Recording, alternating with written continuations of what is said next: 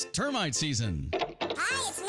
And bugs fear the blue trucks from Essential Pest Control. Go blue at Essential Pest Control. We'll eliminate those bugs, bees, and termites. And stop paying too much to that national provider. Buy local for great service and affordable rates. Call Essential Pest Control because termites fear the blue. Run for your life. Call for the blue trucks from Essential Pest Control. 886-3029. That's 886-3029. Or check online at essentialpest.com.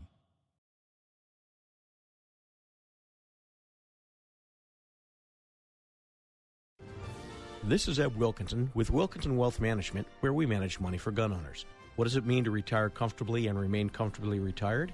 It means designing a plan that allows you to do the things you want to do, outpace inflation, and never run out of money in your lifetime. If you want to retire comfortably and remain comfortably retired, call me, Eb Wilkinson, at 777-1911. That's 777-1911 or WilkinsonWealthMGMT.com. I'm proud to welcome my good friends at Tucson Iron and Metal Retail to Inside Track as an advertiser. Jamie Kipper and her staff are conservation experts.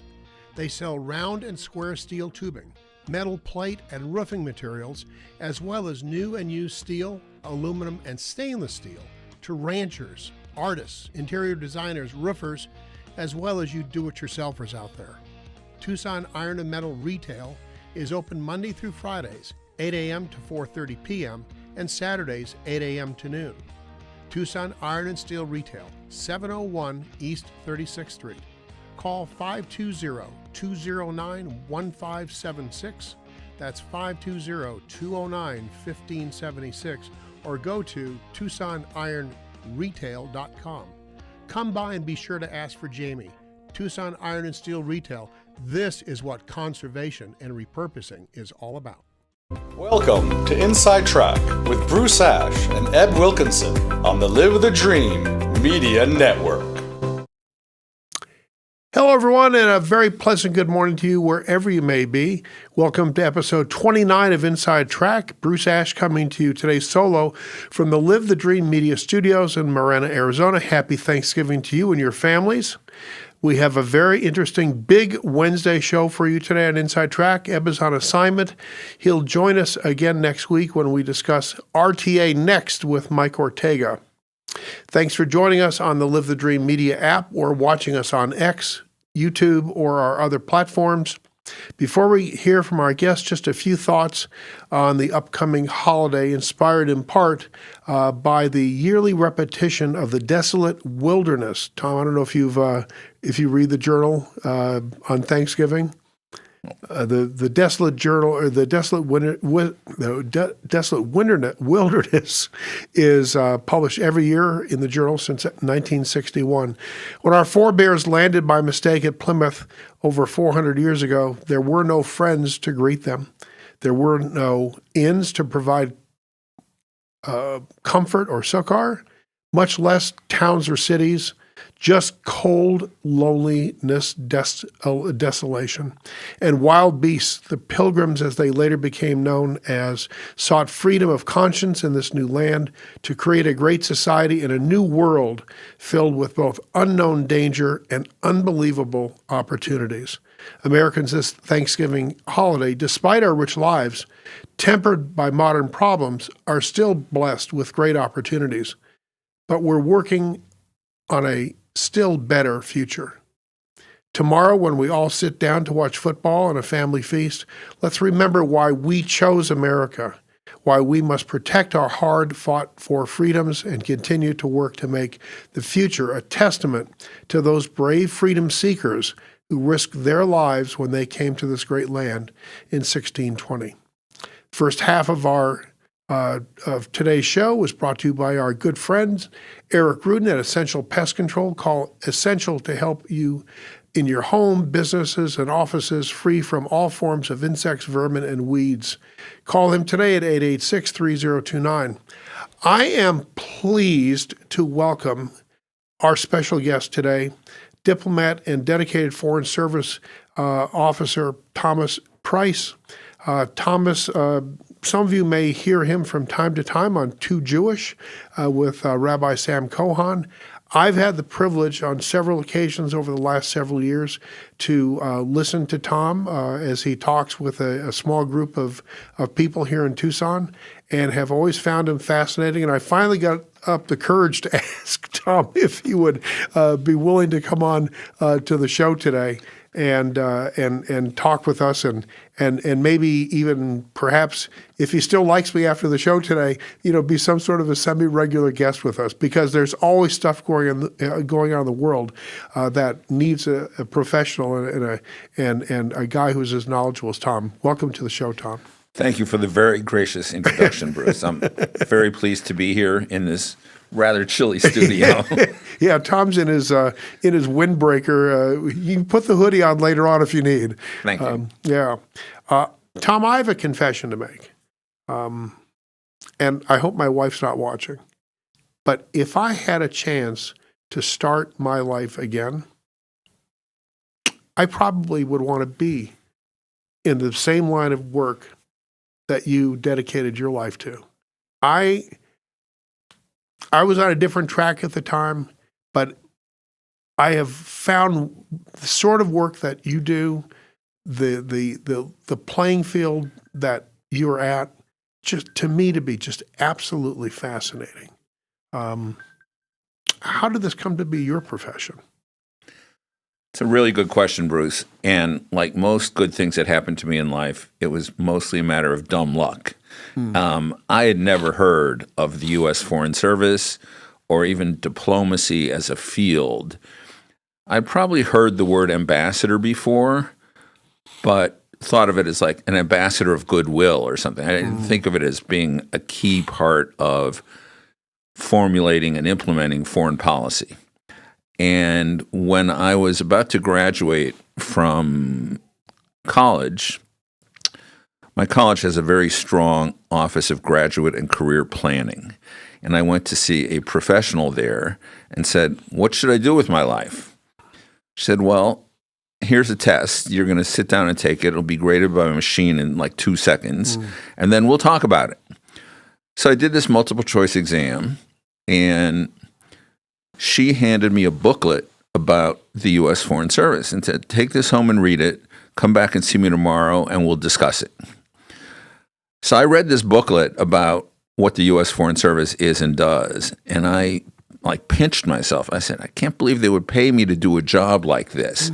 It was so appealing to me, the idea of moving somewhere new in the world every 2, 3, 4 years, learning new languages, learning new cultures, networking. All those things were enormously appealing. So I took the exam, passed it, took the oral exam, passed it, took the security interview. Which is not an easy thing. Well, as I understand, I always did well in standardized tests. So it was like, you're a good test taker. Yeah. Okay. I mean, the only time I got less than a perfect score, I got a 798 on some achievement test. I think it was in Russian. But otherwise, I always got 800s. So it was just a piece of cake for me. So at the end of this whole process, they said, "Look, you're eligible to be hired, but unless we hire an unusually large number of people in the next 18 months, your eligibility will lapse." And this was what year? This was probably 1972. And they said, and here's why. You are the bare minimum age, which is 21. You've never held down a 9-to-5 job. And although you've traveled a lot overseas, you haven't lived overseas. So if you let a few years pass and fill in some of those blanks, you don't have to fill in all of them, you'll be exactly what we want, and we'll hire you like instantly. So I let a few years pass. I got a master's degree in the interim. I worked for something called the World Union of Jewish Students in London. I worked for something called the Center for the Study of Federalism in Jerusalem. And these were 9-to-5 jobs that were also demanding overseas, learning new languages and cultures. That seasoning that they were looking for. And then when I came back and did the whole thing all over again at age 26 or something, I was hired as quickly as the federal government knows how to move, which means speed of melting ice. Well, from the oral exam to actually showing up for work in Washington was just under 1 year, which is very fast for a government that normally moves at a glacial pace. Yeah, one of my son's roommates in D.C. when he got out of school and was working there was a young man on a similar sort of a track, and it was probably 2 years for him because he got rejected the first time out. And he had to continue, that path, if you will, to qualify. So, what was your first job at the State Department? Good question.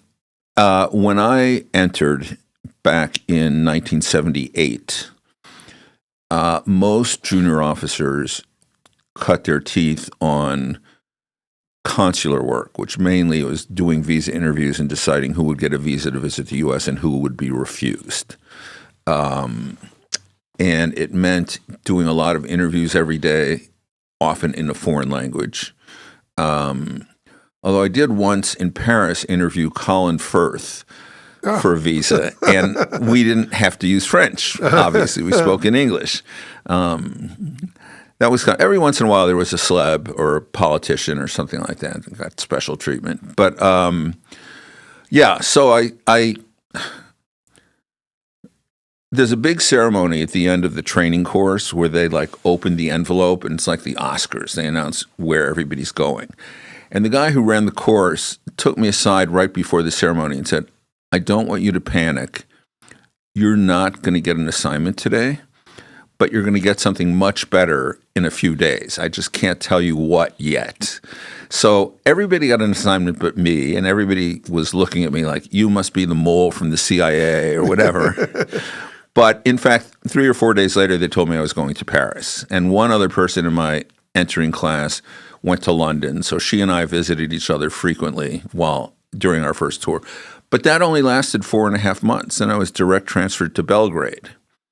And I got to Belgrade at the end of January, which is a nasty time. Belgrade was at the time very polluted. If you wore a white shirt at the beginning of the day, it was gray by the end of the day.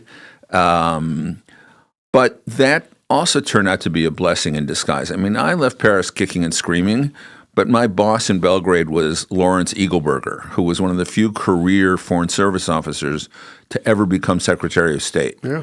And that assignment... Isn't that interesting?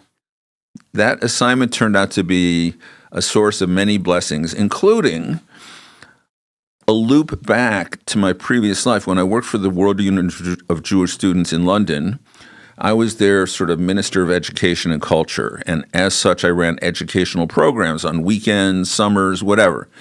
And one year, my assignment was to recruit an international staff from all over the Jewish world and run a summer camp for university students on the Adriatic coast of what was then Yugoslavia.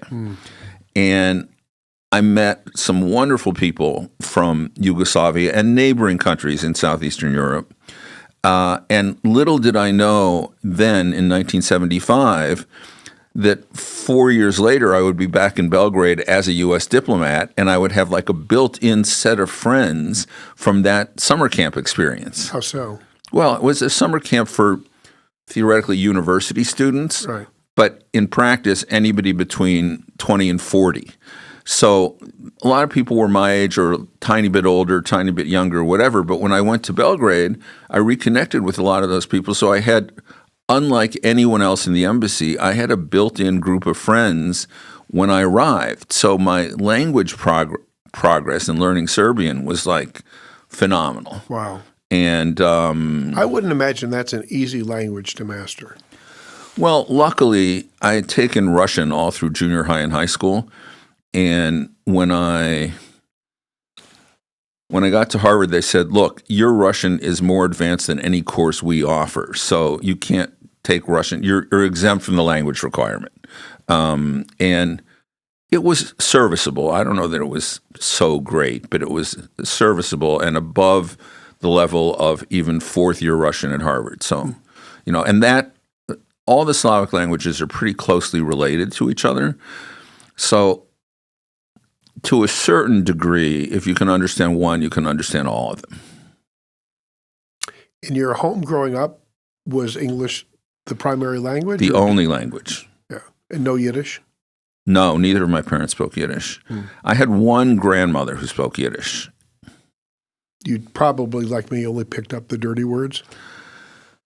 No, she ended every phone conversation she ever had with "Sei gesinnt," Yeah. and so that I know. So, talk about the culture of the modern Foreign Service today versus what it was when you first came into your work as a diplomat. Well, I'm no longer in it. Right. I left the Foreign Service. You're certainly around it, even though you may not be in the middle of it. Yeah, I have a lot of friends who are still in it or adjacent to it or have been ambassadors in multiple places, and some still are ambassadors. But actually, sadly, there's been a huge exodus of people from the State Department over the past few years.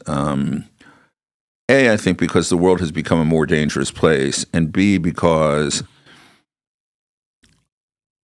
a lot of my colleagues, certainly the second time that Trump was elected, just felt that they couldn't work for him as president. And we don't really work for the president. We work for the Secretary of State. Sure. But when we're overseas, our commander-in-chief is the president. We're kind of paramilitary. So we have ranks, and we have equivalent to military officer ranks, and we have chain of command and all this stuff, change of station, TDY, all the military acronyms apply to us. And we work closely with the military because every embassy has, first of all, Marine security guards who are actually Marines. Sure. And second of all, military attachés who play a role in, embassy affairs. And economic officers and different Right. educational, social kind of positions as well, I presume. Right. Well, okay, so we're coming to what I think is an important question, and it's a failure of the Foreign Service, a chronic failure that has not changed. We never do a good job of selling ourselves to the American people or even explaining what it is we do. So I am repeatedly astounded by how few Americans have any knowledge at all of what an embassy does or what a U.S. I mean, you're an exception, as you are in many areas, but most Americans are just completely clueless. So they watch a TV series like The Diplomat. They don't know how much of that is fiction or how much is accurate. I've actually slept in that house, so I have a pretty good sense of how much is accurate and how much is fiction. But I want to give you a specific example because I think your audience might find this illustrative, and it's something most people don't think of at all in connection with the Foreign Service. People think we spend our lives in cocktail parties wearing black ties and stuff, but no, in fact, one of our chief responsibilities is to promote American exports and to help American business. So concretely, what that meant was when I was number 2 at the embassy in Bulgaria, in Sofia. And number 2, is there a formal name for that? Yes, Deputy Chief of Mission, or DCM for short. That's the acronym. Okay. And the DCM, okay, so 2 useful pieces of information for your audience. One, when the ambassador is away for whatever reason, vacation, work travel, whatever, going through a long divorce in D.C., the DCM becomes chargé d'affaires. He or she is the boss of the embassy and steps in and becomes de facto the personal representative of the president. But second of all, a lot of people wonder whether somebody who says he or she was a diplomat was really a diplomat or maybe a spy or maybe something more exotic, whatever. I mean, there's a lot of suspicion and lack of clarity, confusion. So one thing you can know, if you have a friend or a contact who was ever a DCM at an embassy, that person is definitely genuine State Department because the Department of State jealously guards its prerogatives in terms of running embassies. And they would never accept a number two who was not 100% State Department, because you might end up running the embassy for 6 months. Right. Or in one case, I ran an embassy for 22 months as number two. We never got a number one until I left. But here's the Bulgarian case as an illustration of what we do that most Americans don't have a clue about. In the 1990s, all the Eastern European countries that had been part of the Soviet orbit had to re-equip their airline fleets. They had national airlines that were owned by the government, Right. but they used, perforce, Soviet-made aircraft, which were crap. Which I've traveled on them, and they are crap. Right. They're uncomfortable. They're their unsafe. pilots are crap, too. There's no seat. I mean, people as carry-on luggage, they bring tractors, or at least tractor tires, that completely block the aisle. So there's no such thing as an emergency escape. Anyway, in those years, each country in Eastern Europe was interested in buying Western-made aircraft. Sure. So the market was really divided into Boeing and Airbus, as it largely still is. And the European Union had an active campaign to persuade countries to buy Airbus. We, with our usual lack of foresight, didn't have a campaign or a strategy, and in most places, not even a consciousness that this was an issue that could bring a lot of money to U.S. employers and U.S. companies, namely Boeing. So I made it my personal mission to get Bulgaria to choose Boeing, and cultivated a friendship with the Minister of Transport, who was a very nice guy. And I learned that he was a fanatic tennis player in the way that one of our mutual friends is. He was also very competitive. So I'm a terrible tennis player, but I picked a young guy on my staff who was just a natural jock from Southern California. He was good at everything, surfing, tennis, you name it.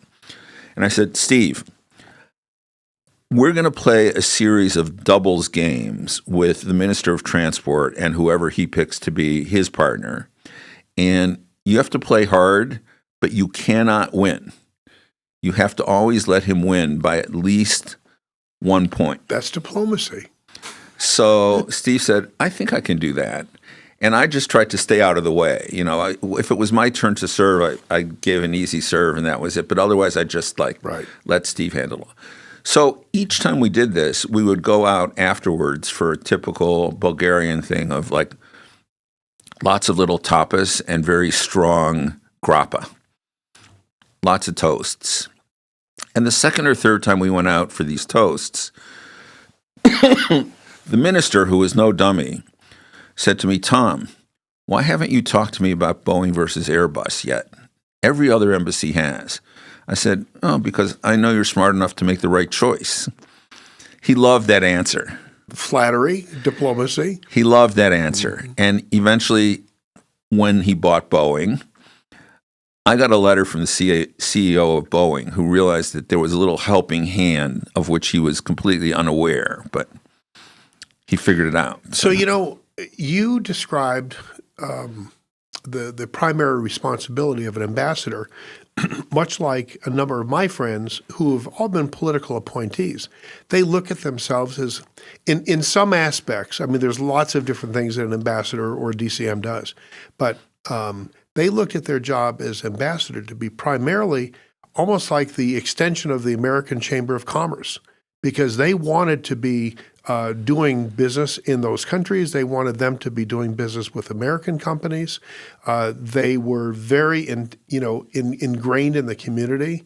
One of my very good friends, Michael Desambre, was ambassador in Thailand for about 3 years, and he said that a lot of the professional work was being done by professionals, but he was out traveling the country and visiting with local business leaders, with governmental officials, and now he turns out to be an assistant deputy secretary of state, partly because of that experience that he had. But it's not to say that the United States isn't doing a good job in these areas today, but certainly it's that part of diplomacy, which is selling our nation and what we offer to our host countries, right? And them trying to do more business with us. Yes and no.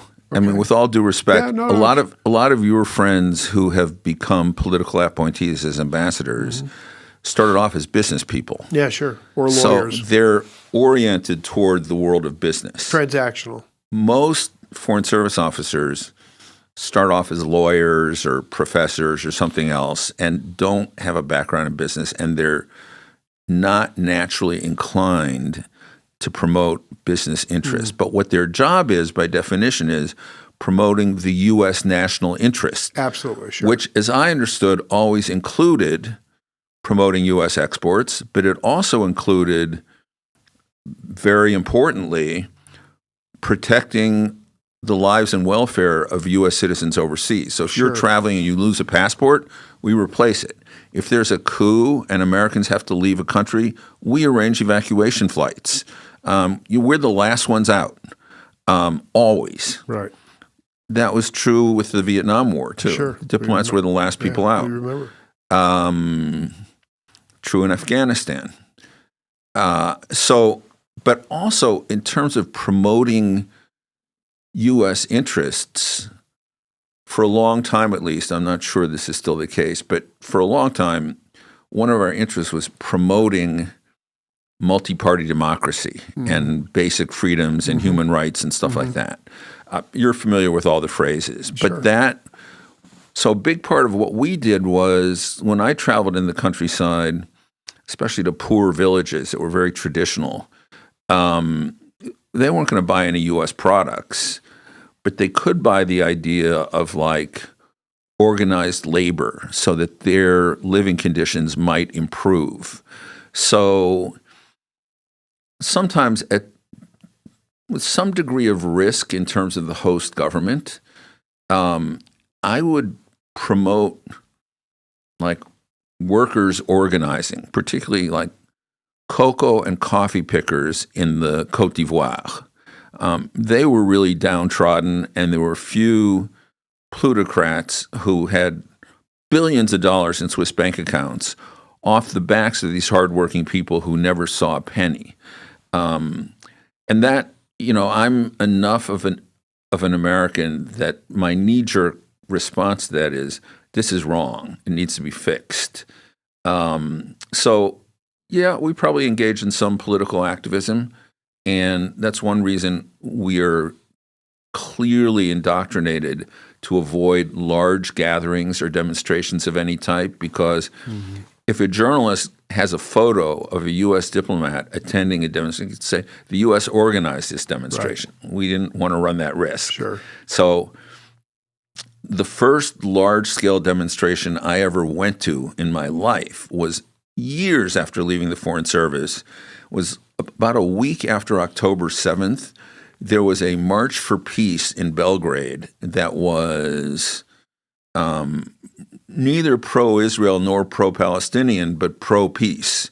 And I joined that march, which was organized by the Jewish community of Belgrade, among other people. And it felt very scary to be in such a large group, because for 40 years I had never been in a large group of people or any kind of demonstration whatsoever. We need to take a little time off to pay some bills, so no channel flipping. We'll be right back after we hear from folks who help us pay the bills here. Stay tuned. You're listening to Inside Track with Bruce Ash on the Live the Dream Media Network. Now a word from our sponsor. It's termite season. Hi, it's me.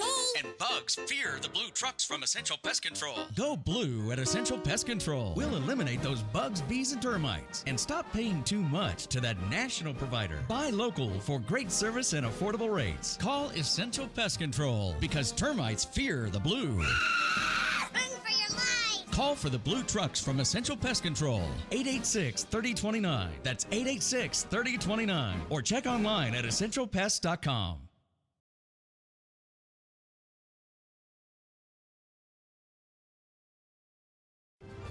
This is Eb Wilkinson with Wilkinson Wealth Management, where we manage money for gun owners. What does it mean to retire comfortably and remain comfortably retired? It means designing a plan that allows you to do the things you want to do, outpace inflation, and never run out of money in your lifetime. If you want to retire comfortably and remain comfortably retired, call me, Eb Wilkinson, at 777-1911. That's 777-1911 or WilkinsonWealthMGMT.com. I'm proud to welcome my good friends at Tucson Iron and Metal Retail to Inside Track as an advertiser. Jamie Kipper and her staff are conservation experts. They sell round and square steel tubing, metal plate and roofing materials, as well as new and used steel, aluminum, and stainless steel to ranchers, artists, interior designers, roofers, as well as you do-it-yourselfers out there. Tucson Iron and Metal Retail is open Monday through Fridays, 8 a.m. to 4:30 p.m., and Saturdays, 8 a.m. to noon. Tucson Iron and Steel Retail, 701 East 36th Street. Call 520-209-1576. That's 520-209-1576. Or go to TucsonIronRetail.com. Come by and be sure to ask for Jamie. Tucson Iron and Steel Retail. This is what conservation and repurposing is all about.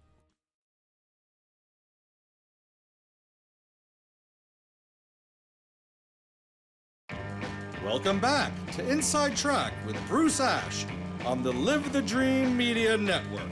Now back to our show.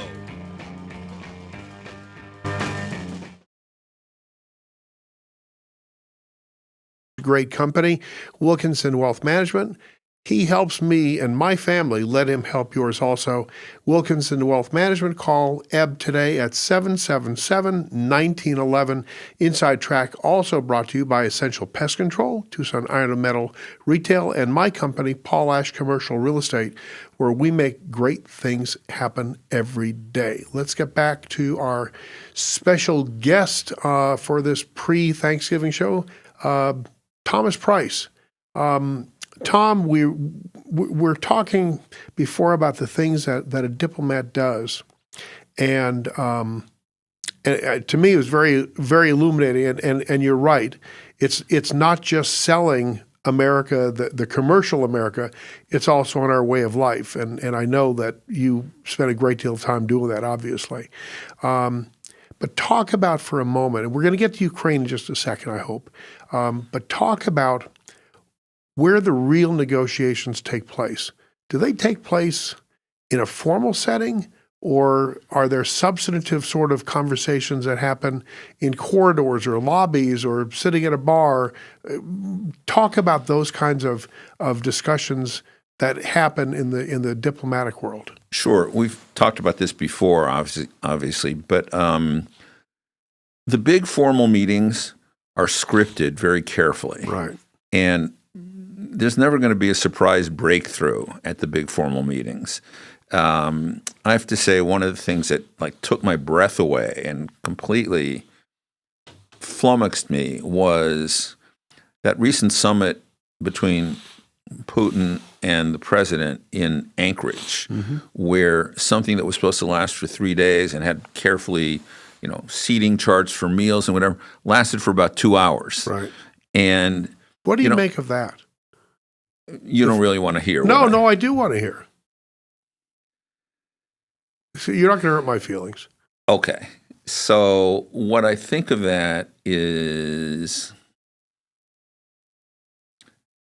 I know personally 2 of the 3 Russian leaders who participated in that meeting. Right. One is Lavrov, the foreign minister, right, who, in my view, has the personality of a fire hydrant. And the other is Ushakov, who's like a special advisor to the president.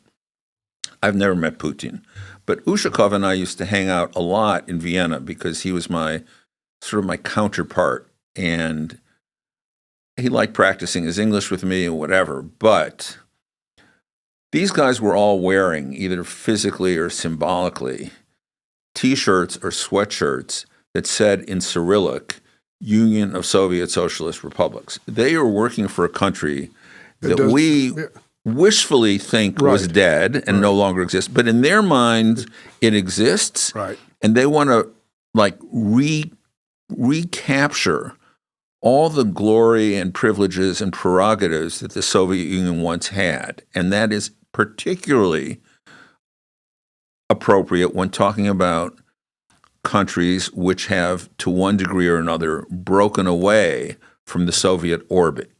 Okay, now, I mean, I still say Soviet because these guys are Soviets. They're not Russians. And the relationship between Russia and or the Soviet Union and some of the republics that used to constitute this confederation is very dicey, very sensitive, and very touchy. So one thing, I know you want to talk about Ukraine, and this is like a back way in. Yeah. Because most people don't remember this, but when the United Nations was created and built on the ashes of World War II and what used to be the League of Nations, the then leaders of the Soviet Union, Stalin, insisted and emerged victorious. They achieved this goal of having 3 seats in the UN General Assembly, one for Ukraine, one for Belarus, and one for Russia. Because in their minds, those were the 3 Slavic republics that were really, quote unquote, just Russians with funny accents. Right. Okay. Now, the Balts were never really part of the Soviet orbit. They were the first to leave, and they are like active NATO members. Other countries fall along a long spectrum of allegiance, comfort, or discomfort, and disloyalty to the former Soviet Union. But let's look at some historical facts.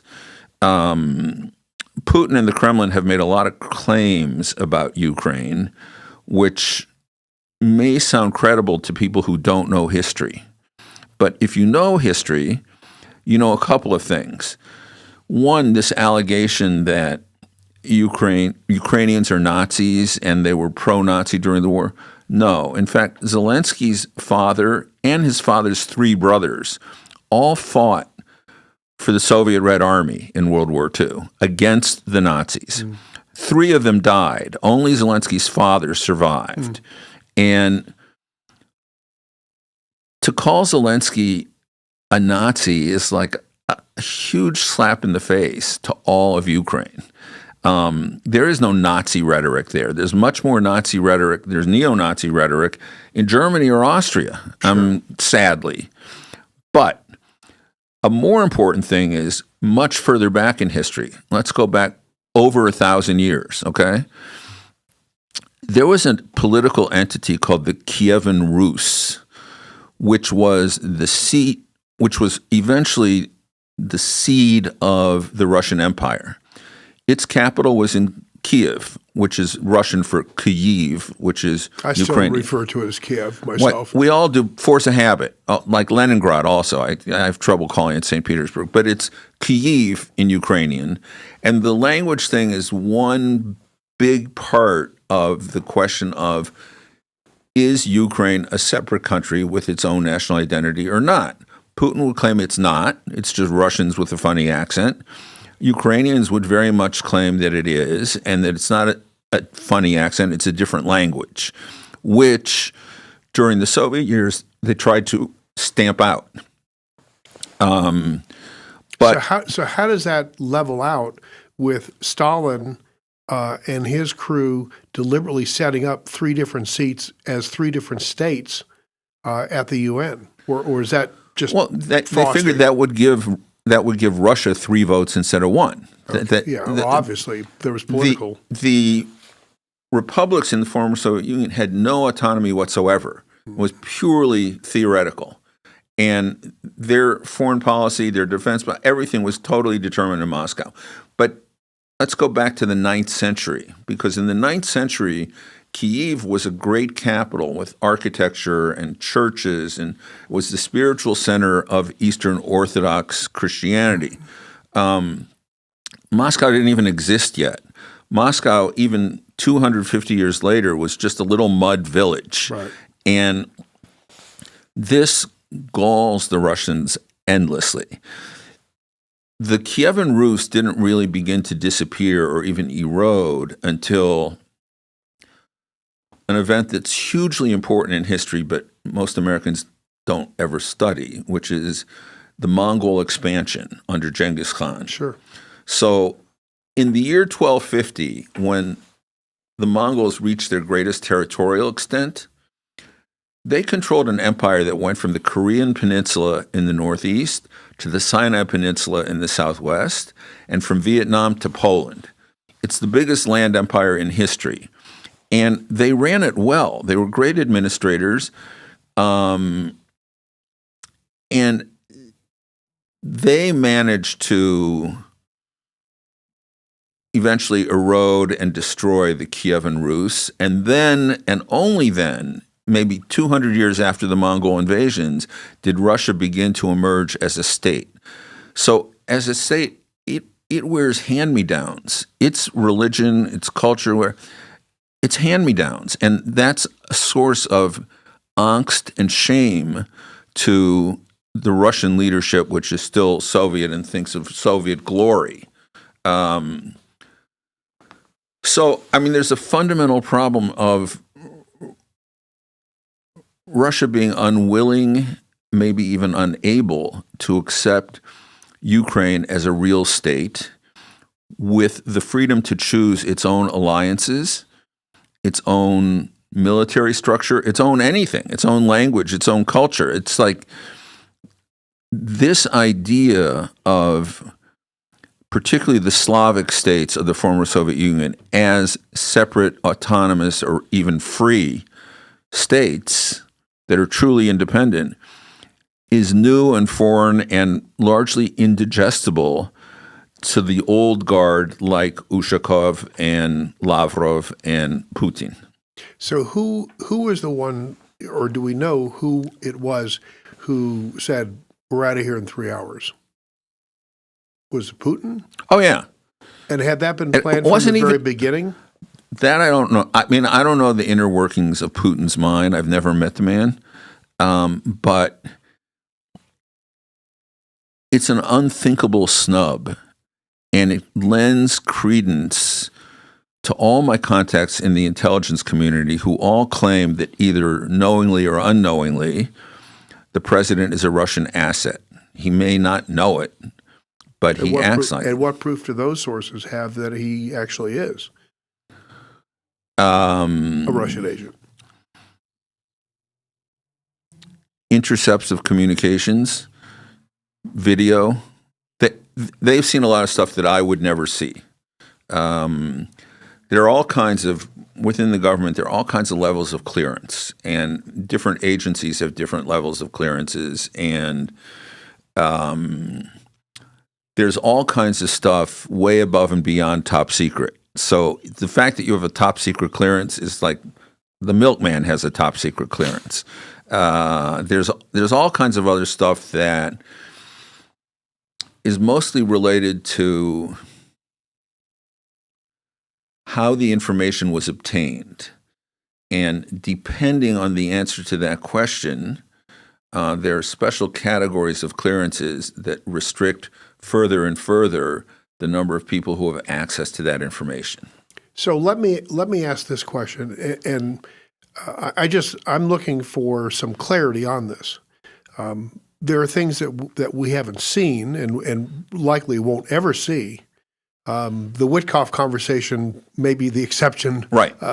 From that. But with AI technology, what it is today, couldn't most anything have been developed and be used as disinformation to influence where these thoughts or theories are coming from about the allegiance of the President of the United States and or others inside of his administration? Absolutely. But there are two key words here, and you use one of them yourself. Today. The way AI is today can do virtually anything. but 10 years ago it was non-existent. So information going back to the 80s that demonstrates disturbingly close ties between our president and the Kremlin was not developed by AI. It could be. In the 80s? No, I'm just saying you could take video from the 80s and doctor it up with AI. Yes, but Bruce, these people were already working for the U.S. government intelligence community in the 80s. Mm-hmm. There was no AI in the 80s. It couldn't have been doctored back then. Okay, so you're saying that they saw or heard these intercepts from the 1980s or 90s, sometime prior to the turn of the century. Oh yeah, that actually would indicate the president was in some fashion aligned with them, or the president to be was aligned with them. I'm trying to right. But this is not. I'm not a debater here. I'm trying to get to sort of the essence of how accurate some of these things are that we may never see ourselves. I understand, and I haven't seen them myself because I don't have the clearances. But an overwhelming majority of people I know who have spent their careers in the intelligence agencies since the 60s, let alone the 80s, are convinced. And it's not a question of allegiance. You can be an unwitting asset of a foreign government without feeling any affection for them or feeling any treasonous feelings towards your own country. You can have been caught in an embarrassing moment that they can keep threatening to expose. So you're not going to like those people. You're not going to feel allegiance towards them, but you are, to some extent, a tool, maybe an unwilling tool. But there's not much more to say about this because most of it is like way beyond my level of access. I just know that So the people I know who are in government now or who have been in government in the past 40 years and who are in a position to know this stuff are rarely, actually exceptionally, in complete agreement about this one point. They said it's obvious. Well, there were 51 members of the senior intelligence community who had all kinds of things to say about Donald Trump that turned out to be not the case. We'll never know. But getting back to this settlement in Ukraine, and we'll continue to have this conversation on the other. But this end negotiation that appears to be in the final formation right now between Russia and Ukraine, how likely is it that there would be continued peace and sovereignty for what's remaining in Ukraine after this deal gets done? Okay, well, a minor quibble. Okay. You talked about conversations between Russia and Ukraine. Right. Not happening. I'm sorry. Between the United States and Russia and the United States and Ukraine. Right. So that's a problem also. Right. Part of the problem is getting Russia to recognize Ukraine as a legitimate, independent country, right, who is a worthy partner for negotiations. You can't really have a peace between one party that doesn't really recognize the other party and the other party, which is aggrieved and assaulted and wounded. And, a lot of Ukrainians have died in this war. More Russians have died. Sure. But Russia has a vastly larger population and is much more callous about both civilian and military deaths. And let me just remind you, I'm sure you know this, the way the Soviet Union fell ultimately was in the wake of thousands of body bags bringing Soviet soldiers back from Afghanistan. And there was a march of 600,000 women, right, mothers of dead soldiers in Moscow. And the government fell and the Soviet Union disappeared. So if there is eventually a similar demonstration of opposition towards current Kremlin policy. A lot of observers say that Putin is panicking right now and that he's near the end because the economy's a shambles. I think that's overly optimistic. Mm-hmm. But I do think there's an extent to which Putin is in trouble and feeling stressed out. And think about the how unacceptable the Russian terms of this thing are. First of all, that Ukraine has to reduce the size of its armed forces. Right. Second of all, that it has to give up a lot of territory. Right. Third, Territory that Russia never got right. control of, Right. even. Third, that there can be no security guarantees for Ukraine from anywhere. Right. And fourth, that Ukraine can never join an alliance which Russia sees as being aimed against it. NATO. Now, or the European Union, for that matter. Sure. I mean, the European Union does have a military branch. You don't hear much about it, but they do. And this whole scenario right now reminds me of the time back in the early 90s when the key topic of discussion at the State Department was NATO expansion. How far does it go? Where do you draw the lines? Who can be included? Who can't be?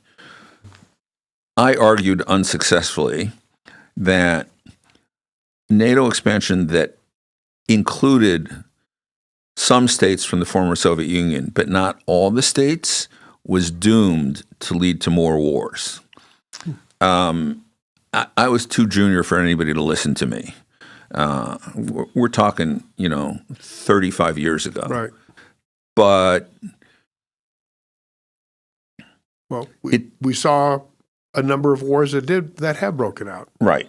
And it's clear that the Russians see, because they were excluded from, they weren't even considered for a new, larger NATO, but all their former, let's say, colonies or republics were considered. And they all, regardless of their state of human development or human rights or democracy or anything else, they were all invited to join NATO, except for the Russian Federation. I think that's a huge and fundamental error, for which we'll be paying the price for many decades. So you advocated for the Russian Federation to become a member of NATO? Yeah. It was our enemy for a long time. Right. And as we've seen other places, look, for 1,000 years, France it's a and Germany, bit counterintuitive. France and Germany were at each other's throats for 1,000 years. In the 50s, Charles de Gaulle and Konrad Adenauer buried the hatchet. They're now best friends. That's true. Productively, unsuspiciously, they buried 1,000 years of hostility. Okay.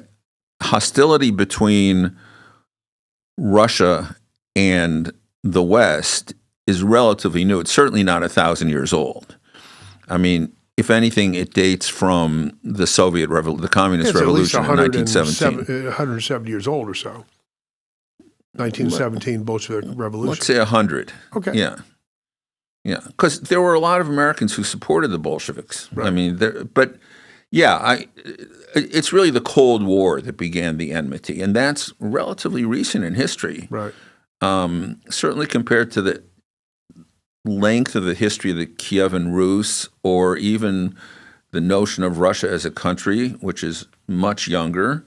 But those things are both way older than the enmity between Russia and the West. Don't forget, Peter the Great, one of the greatest leaders of Tsarist Russia, basically wanted his country to become more westernized, more like France and England. And he made great strides in that direction. So this is not an eternal enmity the way the enmity between France and Germany always seemed. And that was really one of the miracles of 20th century history, was that these two great leaders could push their countries towards a real, durable, lasting peace. Well, on that note, our time is up for the day. Okay. And as are many things in the world, more will be revealed. And I hope that you can come back soon and talk about what has happened in the next month or so, because it looks as though that's about the timing that this thing is going to come together or not. I would be honored. But we'd be thrilled to have you. And before we finish up, let me give a big thanks to everybody who donated to Bike in a Box this week on Chris's show. 500 kids who otherwise would not enjoy Christmas or the freedom many of us enjoyed as a kid growing up. And thanks to everyone who has supported Wreaths Across America this holiday. I hope to see you next month at the Marana Veteran Cemetery when we lay hundreds of wreaths on veterans' grave sites at that time. Thomas Price, thank you very much for joining us. I told you this guy is he's brilliant, and he's seen the world and brings a perspective that I don't think you're going to hear on any other local radio show, whether it's here in Tucson or up in Phoenix or anyplace else. All of our Inside Track podcasts are available on Live the Dream Media's Facebook Live page, YouTube, Apple, and X. Thanks for joining us today on Inside Track. Eb will be back next Wednesday for a special show where we feature RTA Next executive Mike Ortega. Until then, for Eb Wilkinson, this is Bruce Ash. Enjoy your family feast tomorrow, bear down Arizona, and put a fork in the Sun Devils on Friday. And we'll see you again in 167 hours.